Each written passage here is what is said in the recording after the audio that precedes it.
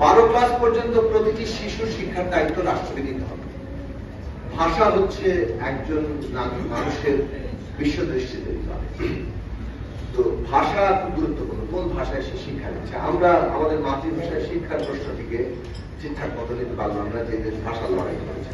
তো মাতৃভাষায় শিক্ষার বুনিয়াদ তৈরি করতে হবে। এর অর্থ এই না যে আমরা অন্য ভাষা শিখবো না, আমাদের অন্য ভাষা শিখতে হবে, কিন্তু মাতৃভাষায় শিক্ষার বুনিয়াদ দরকার। 2 নম্বর হচ্ছে শিক্ষকরা খুব গুরুত্বপূর্ণ।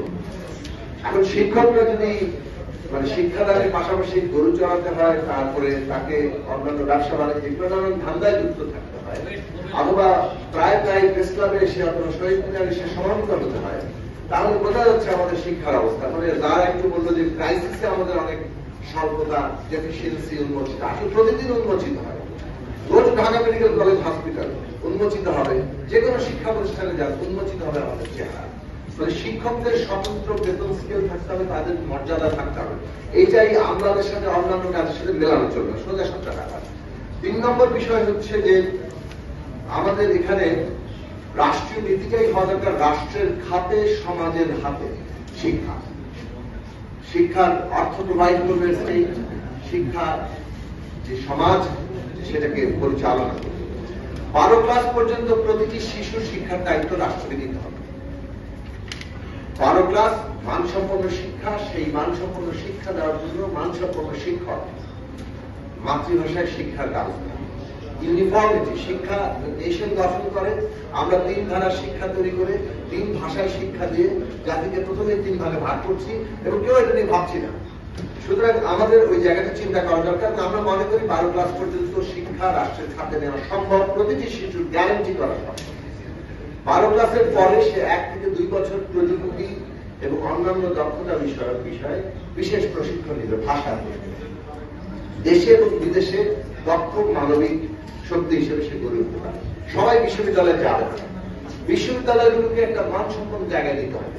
মনে রাখা দরকার বাংলাদেশ একটা অভ্যুত্থানের পরে যে আকাঙ্ক্ষা তৈরি, এটা যেমন একটা সত্য, আবার আমরা একটা হিস্টোরিক্যালি আমরা একটা ক্রস রোডে আছি, যেখানে আমরা টেক অফ করবো না, মুখ থুকে করবো, এই জায়গায় আছে। অর্থনৈতিক দিক থেকে বৈশ্বিক বাস্তবতায়। সুতরাং সেই জায়গা উপযোগিতা করে তোলা দরকার। আমলা নির্ভরতা কমানো দরকার। শিক্ষার পলিসি নির্ধারণে দেখা যায় যে শিক্ষা মন্ত্রণালয়ে আমলাদের পেছনে পেছনে ঘুরতে হয়। পলিসি নির্ধারণ বিশেষ বিষয়ে কারা করবেন, এবং সেই জায়গায় আমলারা থাকবেন, কিন্তু আমলারাই যদি একমাত্র ডিসাইসিভ হয়ে ওঠেন, তখন কি ভয়ানক পরিস্থিতি সেটা আমাদের। আমি স্বাস্থ্যে ফিরি। প্রথম কথা হচ্ছে যে বাংলাদেশের সংবিধানে লেখা আছে চিকিৎসা, এটা যে স্বাস্থ্য এবং চিকিৎসা যে আলাদা জিনিস, চিকিৎসা স্বাস্থ্যের একটা অংশ মাত্র, এই দৃষ্টিভঙ্গি পরিষ্কার নেই। তো সেই জায়গাটা খুব গুরুত্বপূর্ণ।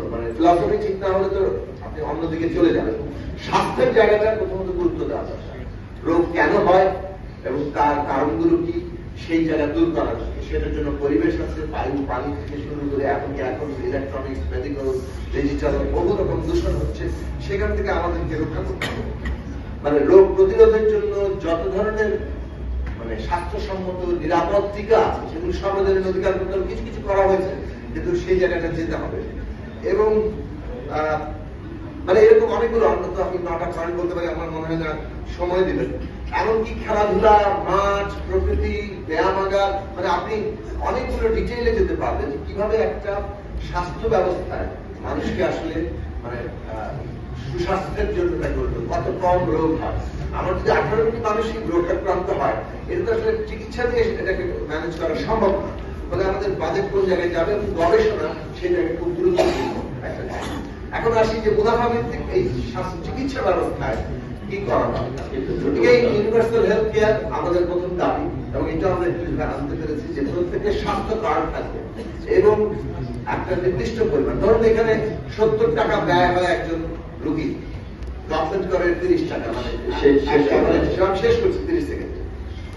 এটা উল্টো হওয়ার কথা, গভর্নমেন্টের ব্যয় বেশি হওয়ার কথা, মানুষ কম দিবে। যাদের আয় একটা নির্দিষ্ট সীমার মধ্যে, তাদের ইউনিভার্সাল হেলথ কার্ড থাকতে হবে, তারা একটা নমিনাল টাকা দিয়ে তারা যে কোনো রোগের জায়গায় চিকিৎসা পাবে। এবং সেই চিকিৎসা সবকিছু যদি ঢাকা শহরে আসতে থাকে, তাহলে এটা ইম্পসিবল। ফলে আমার ওই কমিউনিটি ক্লিনিক থেকে শুরু করে ইউনিয়ন পর্যায়ে, আমার উপজেলা থেকে শুরু করে সব জায়গায় ওই সময়ের অ্যাভারেজ চিকিৎসা, কি কি ধরনের বেশি রোগ হয় সেগুলো সুনিশ্চিত চিকিৎসা লাগবে। সেই ক্ষেত্রে যে ব্যবস্থা বদল, ভয়ঙ্কর দুর্নীতি, যেখানে উপজেলা স্বাস্থ্য কর্মসূচির যে সমস্ত জিনিস দরকার নেই সেগুলো নিয়ে ওখানে জল ধরিয়ে হাজার হাজার শত শত কোটি টাকার বাণিজ্য হচ্ছে, সেগুলো আছে।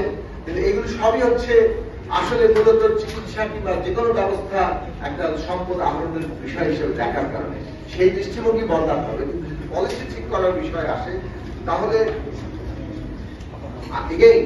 স্বাস্থ্য ব্যবস্থার আমরা নির্ভরতা কম।